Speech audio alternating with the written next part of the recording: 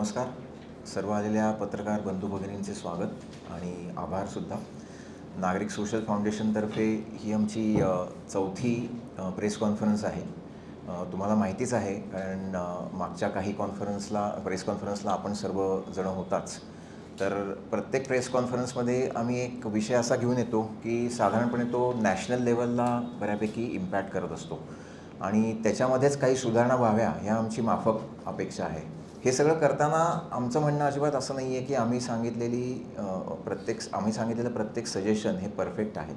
पण आमच्या वतीने जी आमची टीम लीगल ॲडवायझर्सची काम करते, त्यांनी काही पॉईंट्स, मुद्दे प्रत्येक कायद्याच्या अंतर्गत जे आम्ही सविस्तरपणे घेतो आहे अभ्यासाला, त्याच्यामध्ये काही गोष्टी अशा दिसून आल्या किंवा निदर्शनास आल्या की त्याच्यात इन्क्लूड केल्याशिवाय त्याचा इफेक्टिव्हनेस त्या कायद्याचा हा वाढणार नाही. कारण कायदे खूप छान असतात, इम्प्लिमेंटेशन हा वेगळा भाग आहे, पण त्या कायद्यामधल्या काही त्रुटी असतात किंवा काही गोष्टी त्याच्यात ॲड झालेल्या नसतात, ज्याच्यामुळे त्या कायद्याचा इम्पॅक्ट हा थोडा कमी होतो. तर आम्ही पहिल्यांदा ज्यावेळी प्रेस कॉन्फरन्स घेतली होती त्यावेळी फोर्सफुल कन्व्हर्जन्स या संदर्भात आम्ही काही आमची मतं मांडली होती. ती सरकारपर्यंत पोहोचवली होती आम्ही. तुम्हाला माहिती आहे की सध्याच्याच एवढ्यातच महाराष्ट्र सरकारने एक कायदासुद्धा आणला त्याच्या बाबतीत आणि त्याच्यात बऱ्याच गोष्टी अंतर्भूत झाल्या. त्यामुळे आम्ही सरकारचं एक प्रकारे अभिनंदनही करतो. त्या संदर्भात पत्रकार मित्रांचं, भगिनींचं सुद्धा मी अभिनंदन करतो की त्यांनी हा विषय पोचवलासुद्धा सरकारपर्यंत. आमचं असं म्हणणं नाही की ते आमच्या प्रेस कॉन्फरन्समुळे झालं. ऑब्व्हियसली आमचे काही मुद्दे आम्ही मांडले, जे तुम्ही पेपरमध्ये आपापल्या वृत्तपत्रात आणि वेगवेगळ्या मीडियामार्फत सरकारपर्यंत पोहोचण्यासाठी आम्हाला मदत केली. तर त्याबद्दल तुमच्या सगळ्यांचे धन्यवाद आहेतच आमच्या संस्थेतर्फे. पण ते जे गरजेचं होतं ते सरकार आता काही प्रमाणात रिव्ह्यू करून करायला सुरुवात करते, ही एक चांगली बाब आहे. दुसरा जो पेपर आम्ही सरकारपुढे मांडला होता तो इल्लिगल इमिग्रंट्सच्या बाबत होता. जो आसाममध्ये जो कायदा आहे त्याच धर्तीवर काही अजून राज्यांनीसुद्धा तो इम्प्लिमेंट केला आणि तसाच गोवा, महाराष्ट्रासारख्या राज्यात, गुजरातमध्ये तो इम्प्लिमेंट व्हावा, जेणेकरून नॅशनल इंटिग्रिटीला जो आपल्याला धोका आहे तो धोका कमी करता येईल आणि त्याच्यावर एक स्पीडी ॲक्शन होऊ शकेल. या दृष्टिकोनातून आम्ही काही मुद्दे मांडले होते. तिसरा जो होता तो बेटिंग ॲपवर, आणि त्या प्रेस कॉन्फरन्सनंतरसुद्धा बरीच उदाहरणं अशी आली की जी खरंच तुमचं मन हेलावून टाकणारी होती. की बेटिंग ॲपमध्ये पैसे गेल्यामुळे ज्या प्रकारे कुटुंब उद्ध्वस्त होतात, मित्रामित्रामध्ये भांडणं होतात, खून होतात आणि बरेच जण रस्त्यावर येतात, ह्या संदर्भातल्या गोष्टी आपण दररोज वाचतो पेपरमध्ये. तर त्या संदर्भात आमची काही सजेशन्स होती जी आम्ही दिली. आता शिक्षणाच्या बाबतीत आज आमचे काही मुद्दे आहेत जे आम्हाला तुमच्या थ्रू सरकारपर्यंत पोचवायचे आहेत. त्या संदर्भात आम्ही आज ही प्रेस कॉन्फरन्स घेत आहोत. तर राईट टू एज्युकेशन ॲक्ट हा बराच जुना ॲक्ट आहे, अतिशय चांगला ॲक्ट आहे की समाजामधल्या वेगवेगळ्या स्तरातल्या गरीब विद्यार्थ्यांना शैक्षणिक ह्याच्यामध्ये सामावून घेण्याकरता सगळ्यांना जो अधिकार आहे बेसिक एज्युकेशनचा, तो देण्याकरता सरकारने अतिशय चांगला कायदा आणला. पण त्या कायद्याच्या संदर्भात आम्हाला असं वाटतं की काही गोष्टी या अजून त्याच्यात अंतर्भूत व्हायला पाहिजेत, ज्याच्यामुळे त्याचा स्कोप वाढू शकतो. अजून काही गरीब विद्यार्थी ज्यांना खरंच गरज आहे या गोष्टींची, ते त्यांच्या जवळील इन्स्टिट्यूटमध्ये त्याचं एज्युकेशन घेऊ शकतात. कारण काही मुद्दे आजच्या प्रेस कॉन्फरन्समध्ये मी स्वतः अमेय सप्रे आणि प्रीतम थोरवे, आम्ही डिरेक्टर आहोत नागरिक सोशल फाउंडेशनवर, आणि मेनली आमची जी लीगल सेल आहे किंवा पॉलिसी रिफॉर्मची जी सेल आहे त्यामध्ये काम करण्यासाठी सर्वेश मेंदळे हे स्वतः वकील आहेत, CS पण आहेत, CA पण आहेत. तर हे स्वतः त्यांच्या टीमबरोबर अभ्यास करतात आणि काही मुद्दे घेऊन येतात आपल्यापुढे. तर हे सगळं राईट टू एज्युकेशन, शिक्षणाच्या मूलभूत अधिकारासंदर्भात ज्यावेळी आम्ही अभ्यासाला घेतलं त्यावेळी काही गोष्टी आमच्या निदर्शनास आल्या. आमची संस्थासुद्धा लहान मुलांना त्यांच्या प्रायमरी एज्युकेशनच्या दरम्यानच जीवनाची काही मूल्य जी आहेत, राईट फ्रॉम शारीरिक शिक्षण असेल किंवा साधारणपणे नागरिकशास्त्र असेल, या संदर्भातले धडे देण्याकरता आम्ही स्वतः एक अभ्यासक्रम डिझाईन करतो आणि छोट्या छोट्या शाळांमध्ये जाऊन जिथे खरंच गरज आहे त्या ठिकाणी आम्ही फ्री ऑफ कॉस्ट त्याचे वर्ग घेऊन, काही ठिकाणी इन्स्टिट्यूट्सनी आम्हाला खूप सपोर्ट केला आहे, ज्याच्यात महानगरपालिकेच्या शाळासुद्धा आहेत, तर त्यांचं ॲप्रिसिएशनसुद्धा आम्हाला मिळालं आहे. तर मूल्य शिक्षण या विभागांतर्गत आम्ही काही कार्यक्रम करतो आहे. पण याच्याबरोबर जे आपलं नॉर्मल शिक्षण आहे त्याच्यामध्ये खूप वेगवेगळ्या स्ट्रॅटामधली लोकं अंतर्भूत व्हावीत, मुलांना शिक्षण मिळावं, ह्या संदर्भात आमचे काही ऑब्झर्वेशन्स आहेत, ज्याच्या संदर्भात ही आजची प्रेस कॉन्फरन्स आहे. तर मी आज जास्त वेळ न घालवता सर्वेश मेंदळे यांच्याकडे माईक देतो आणि ते पुढची माहिती तुम्हाला याबाबत देतील. धन्यवाद. सर्वांना नमस्कार. आजच्या प्रेस कॉन्फरन्सचा विषय असा आहे की नागरिक सोशल फाउंडेशनतर्फे आमचा हा चौथी पत्रकार परिषद आहे, ज्याच्यामध्ये आम्ही पॉलिसी रिफॉर्म्स या विषयावरती काम करतो. स्टेट गव्हर्नमेंट आणि सेंट्रल गव्हर्नमेंट यांनी जे कायदे बनवलेले आहेत, तर त्या कायद्यांमध्ये अभ्यासपूर्ण आमची टीम काही सजेशन्सच्या स्वरूपामध्ये दर महिन्यातून एकदा त्यांना आम्ही पत्रव्यवहार करतो आणि आमचे सजेशन्स पोचवतो. सरांनी आता त्याचा अपडेट दिला. आता आपल्याकडे प्रेस नोट सर्वांना मिळालीच असेल. तर पहिला फर्स्ट पेज जे आहे हे समरी आहे आणि त्याचा जो डिटेल स्टडी रिपोर्ट आहे हा पेज नंबर 2 पासून त्याच्यामध्ये दिला गेलेला आहे. राईट टू एज्युकेशन ॲक्ट 2009 हा कायदा जेव्हा आला, हा कशाच्या धर्तीवर आला त्याची पहिली मी 2 मिनिटात बॅकग्राऊंड आपल्याला माहिती म्हणून सांगतो आणि त्याच्यानंतर संस्थेच्या मागण्या काय आहेत त्या आपण तुम्हाला सांगतो. सर्वप्रथम 2002 साली कॉन्स्टिट्यूशनमध्ये जे संशोधन झालं, संविधान संशोधन त्याला म्हणतात, तर त्याच्यामध्ये आर्टिकल 21A इन्सर्ट करण्यात आलं, ज्याच्यामध्ये प्रत्येक विद्यार्थ्याला किंवा प्रत्येक लहान मुलाला वयोगट आहे 6 ते 14 या प्रत्येक व्यक्तीला शिक्षणाचा मूलभूत अधिकार देण्यात आला आणि ही जबाबदारी सरकारवरती टाकण्यात आली आणि हे संविधानामध्ये टाकण्यात आलं आर्टिकल 21A मध्ये. याच्या व्यतिरिक्त संविधानामध्ये जे आर्टिकल 25 पासून 30 आर्टिकल आहे त्याच्यामध्ये मायनॉरिटी आणि त्याच्या रिलेटेड अधिकार, अल्पसंख्याक विभाग आणि त्यांचे अधिकार हे सगळ्या आर्टिकल 25 to 30 मध्ये आहे. ही आहे त्याची पार्श्वभूमी. आता हा कायदा जेव्हा बनवण्यात आला तर या कायद्यामध्ये आमच्या ज्या पहिल्या 2 मागण्या त्याच्या रिलेटेड पहिलं मी थोडीशी एक बॅकग्राऊंड आपल्याला क्लिअर करतो. मागणी क्रमांक 1 आणि मागणी क्रमांक 2 त्याच्यामध्ये सविस्तर सगळी माहिती लिहिलेली आहे. या कायद्यामध्ये सेक्शन 12 मध्ये एक प्रोव्हिजन लिहिण्यात आली की ज्याच्यामध्ये असं लिहिलं की प्रायव्हेट स्कूल्स ज्या आहेत त्याच्यामध्ये 25% आरक्षण देण्यात आलेलं आहे EWS साठी, इकॉनॉमिक विकर सेक्शनसाठी. म्हणजे जे EWS मधून येतात त्या विद्यार्थ्यांना तिथं फ्री ऑफ कॉस्ट रिझर्वेशनमधली सीट त्यांना मिळेल आणि ही अत्यंत चांगली गोष्ट होती, जेणेकरून समाजामधील अत्यंत जो शेवटचा घटक आहे त्याच्यापर्यंत शिक्षणाचा हा अधिकार पोचेल. पण या कायद्याचं सेक्शन 1 सबसेक्शन 4 जे आहे ते म्हणतं की हा कायदा मायनॉरिटी इन्स्टिट्यूशनसाठी अप्लाय होणार नाही. आता या धर्तीवरती अख्ख्या भारतामध्ये बऱ्याचशा काही कोर्टामध्ये केसेस वगैरे झाल्या, पण मेन प्रश्न ह्याच्यामध्ये काय उद्भवला, उदाहरण म्हणून सांगायचं झालं, आता आपण पत्रकार भवनच्या इथं आहे, पण आता माझ्या इथून 2-3 किलोमीटरच्या रेडियसमध्ये एक समजा कोणती तरी ख्रिश्चन कॉन्व्हेंट स्कूल असेल आणि जी अत्यंत चांगली शाळा आहे, पण या कायद्याने ख्रिश्चन कॉन्व्हेंट स्कूल, कारण की ती मायनॉरिटी इन्स्टिट्यूटमध्ये येते, त्याच्यामुळे तिथं एखादा माझ्यासारखा समजा गरीब कोणता तरी मुलगा असेल, त्याला तिथे ॲडमिशन जर घ्यायची असेल तर तिथं ॲडमिशन त्याला EWS कोटाच्या अंडर मिळत नाही. त्याच्यामुळे नागरिक सोशल फाउंडेशनतर्फे मागणी क्रमांक 1 जी आहे ती अशी आहे की जसं आपण प्रायव्हेट स्कूल्सला हा 25% EWS आरक्षणचा जो विषय त्यांच्यावरती जो लादलेला आहे या कायद्याच्या माध्यमातून, तर याच्यामध्ये सेक्शन नंबर 1 सबसेक्शन 4 या कायद्याचं जे म्हणतं की हा कायदा मायनॉरिटी संस्थांना लागणार नाही, तर हा कलम याचा आपण पुनर्विचार करावा असं आमच्या संस्थेची मागणी आहे. म्हणजेच काय होईल की अख्ख्या भारतामध्ये कोणतीही ख्रिश्चन स्कूल असू दे, मुस्लिम स्कूल असू दे, हिंदू स्कूल असू दे, जैन स्कूल असू दे, कोणतीही शाळा जी त्या गरीब विद्यार्थ्याच्या घराच्या जवळ आहे ती त्याला फॅसिलिटी उपलब्ध व्हावी आणि शिक्षणाचा हा संविधानाच्या माध्यमातून शिक्षण जे प्रत्येक मुलाला मिळालं पाहिजे हा मुद्दा ॲक्च्युअलमध्ये इम्प्लिमेंट व्हावा. ही आहे आमची मागणी क्रमांक 1. मागणी क्रमांक 2 जी आहे त्याच्यामध्ये असं लिहिलं आहे, याच कायद्यामध्ये सेक्शन 1 सबसेक्शन 5 मध्ये असं लिहिलेलं आहे की हा कायदा मदरसा आणि वेदिक पाठशाळा आणि अन्य रिलिजियस इन्स्टिट्यूशन्सवरती लागणार नाही. तर याचा सुद्धा पुनर्विचार होण्यात यावा. जेव्हा आपण एज्युकेशन हा शब्दप्रयोग करतो, शिक्षण शब्दप्रयोग करतो, तर त्याच्यामध्ये तुम्ही परत रिलिजियस इन्स्टिट्यूशन हा शब्दप्रयोग इन्सर्ट करून त्याला अपवाद देऊन पळवाटा या कायद्यामध्ये ज्या दिलेल्या आहेत संस्थांना त्या रद्द करण्यात यावा, ही मागणी क्रमांक 2 आहे. त्याच्यानंतर अनेक न्यूज आर्टिकलसुद्धा आम्ही या प्रेस नोटच्या मागणी क्रमांक 3 आणि मागणी क्रमांक 4 मध्ये आम्ही दिलेल्या आहेत. मागणी क्रमांक 3 अशी आहे की आपल्याला माहिती असेल आणि हे अनेक पत्रकार मित्रांनी त्यांच्या न्यूजपेपरमध्ये हे पब्लिश केलं आहे गेल्या 2-3 वर्षांमध्ये, ते असं की केंद्र सरकार आणि राज्य सरकार मिळून त्या 25% आरक्षित केलेल्या सीट्ससाठी अनुदान देतं शाळांना. म्हणजे शाळा त्या विद्यार्थ्यांकडनं 0 रुपये घेणार, पण शाळाला सुद्धा काही ना काहीतरी खर्च करावा लागतो प्रत्येक विद्यार्थ्याच्या मागं.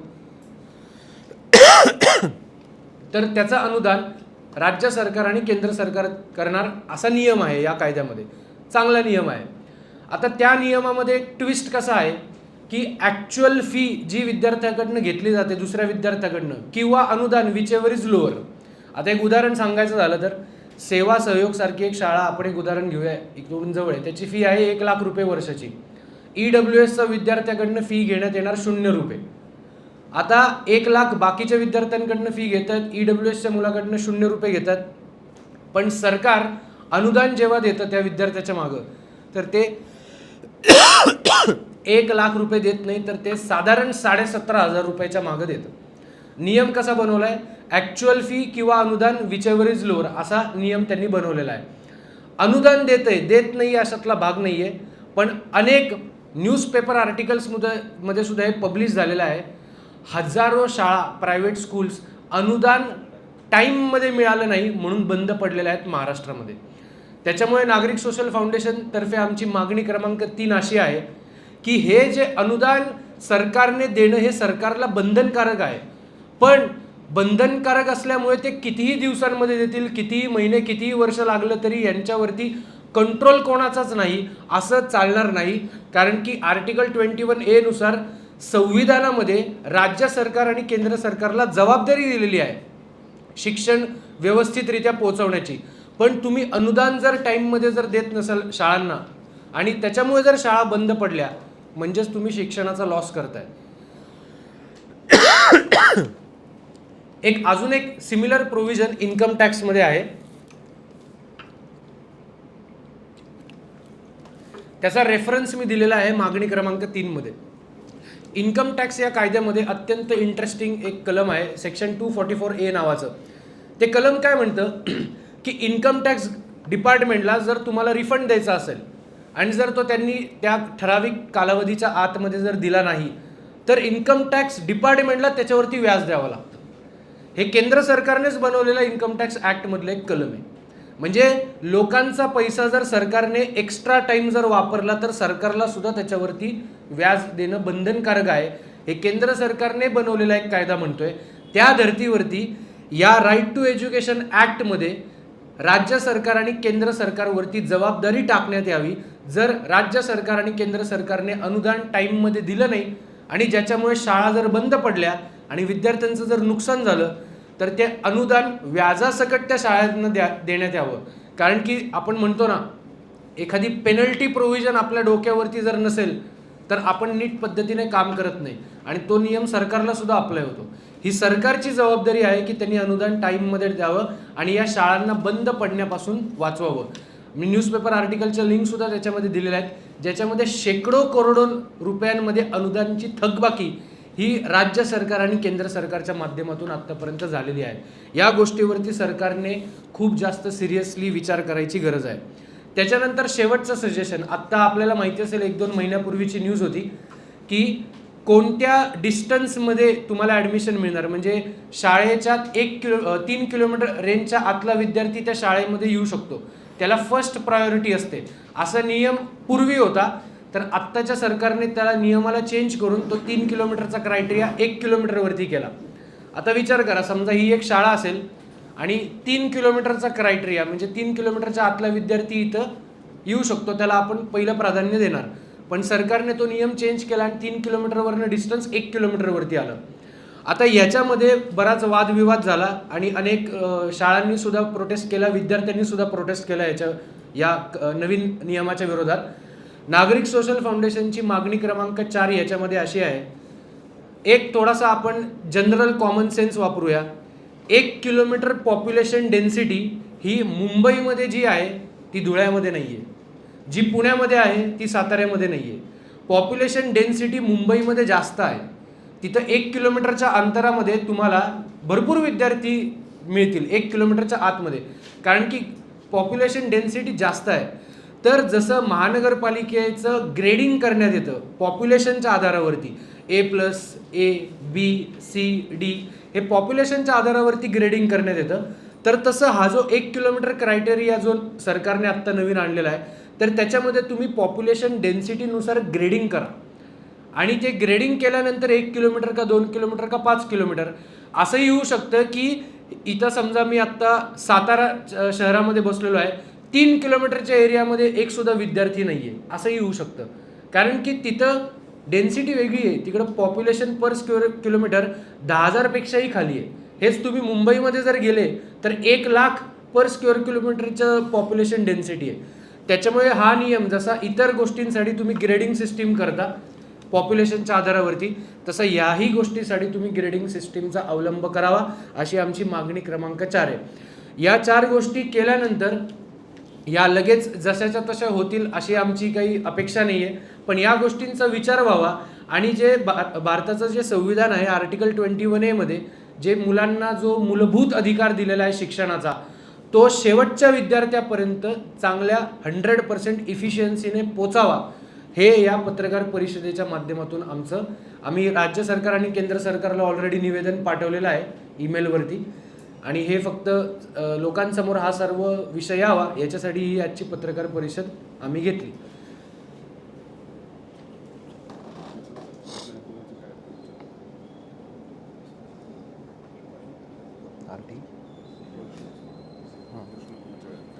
कोणाचे प्रश्न असतील तर तुम्ही आतापर्यंत जे सर्वे केले, मला त्या सर्वेमध्ये दिसलं का 25% जी फी मुलांना द्यायची घोषणा केली सरकारने, अशा कुठल्या शाळेमध्ये विद्यार्थी आहेत असं पाहायला मिळालं?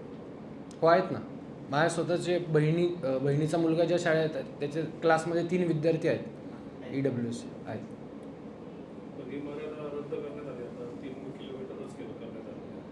हां, पण आमची मागणी त्याच्यामध्ये ग्रेडिंग सिस्टीमवरती तुम्ही करा.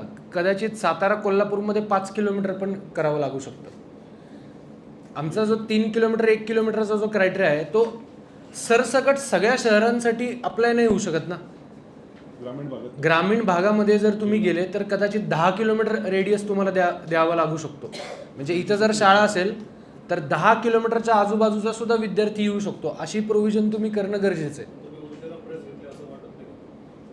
आता आम्ही दर महिन्याला एक विषय घेतो, एक कायदा घेतो आणि त्याच्यावरती रिसर्च करून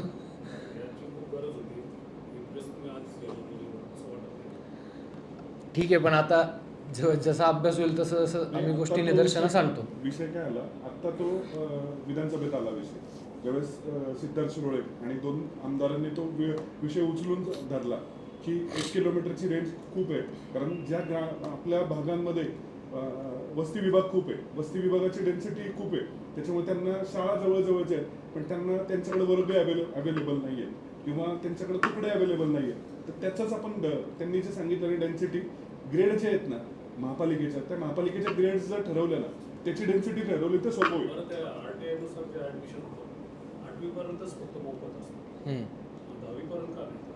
नाही, त्याच्यामध्ये वयोगटाचा क्रायटेरिया संविधानामधूनच आलेला आहे ना.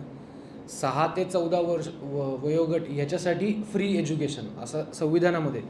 जर आपण म्हणत असाल म्हणजे आत्ता 2 वर्षापूर्वीच मी एक चायना आणि 2-3 डेव्हलप कंट्रीजमध्ये ऐकलं, जसं हे 14 वर्षापर्यंत मोफत आणि कंपल्सरी एज्युकेशन आहे, तसं काही देशांमध्ये हा नंबर 18 झालेला आहे ऑलरेडी.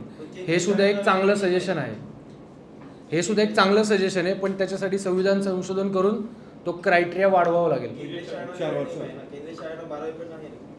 हां, पण ते फक्त केंद्रीय शाळेसाठी. हे कसं सरसकट अख्ख्या भारतातल्या सगळ्या विद्यार्थ्यांना असं आहे.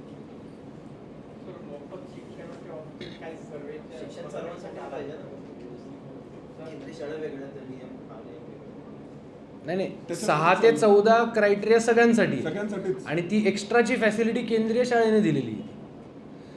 तेच म्हणले आता की ॲक्च्युली 12वी पर्यंत हा क्रायटेरिया करायला पाहिजे आणि हे नक्कीच गरजेचं आहे.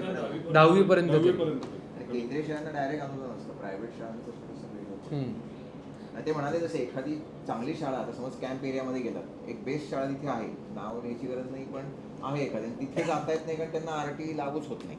पण त्या शाळेत जर का एखादा हुशार विद्यार्थी जो म्हणजे इकॉनॉमिकली वीकर आहे किंवा ज्यांना ते रिझर्वेशन लागू होतं तो जाऊच शकत नाही त्या नियम नसल्यामुळे, तर त्याचं नुकसान आहे ना. मग कुठल्याही इन्स्टिट्यूटमध्ये त्यांना ॲडमिशन मिळवता आली पाहिजे इनरेस्पेक्टिव्ह ऑफ दी रिलिजन बेसिकली हे आमचं एक म्हणणं आहे. नाही तर मग ॲडमिनिस्ट्रेटिव्ह ऑटोनॉमीच्या अंडर मग बऱ्याच गोष्टी वगळल्या जातात. हा प्रॉब्लेम. शिक्षण 12वीपर्यंत मोफत केलं तर त्याबद्दल काय काय फायदे होऊ शकतात हे गव्हर्नमेंटच्या काही सर्वे करून आपण सांगितलं. नाही, हा मोठा विषय आहे. याच्यासाठी एक स्पेशल सर्वे आम्ही नक्कीच करू. आपलं सजेशन चांगलं आहे. बरोबर. बरोबर आहे. चाल, मी आभार मानतो. त्यांनी मानू दे. आभार मान. आपल्या सर्वांचं कायमच सहकार्य लाभलं आहे. यापुढेही असंच सहकार्य लाभावं. आजच्या प्रेस कॉन्फरन्सला आलेल्या सर्व पत्रकार बंधू भगिनींचे खूप आभार. आणि हा विषय तुम्ही पण तुमच्या बाजूने लावून घ्या कारण एक अतिशय महत्त्वाचा मुद्दा आहे. आपली पिढी शिकली तरच देशाची प्रगती आहे. नुसतंच वर्गाना करून काही होणार नाही. त्यामुळे तुम्ही पत्रकार म्हणून नक्कीच हा विषय उचलून धरावा अशी आम्हाला आशा आहे. धन्यवाद.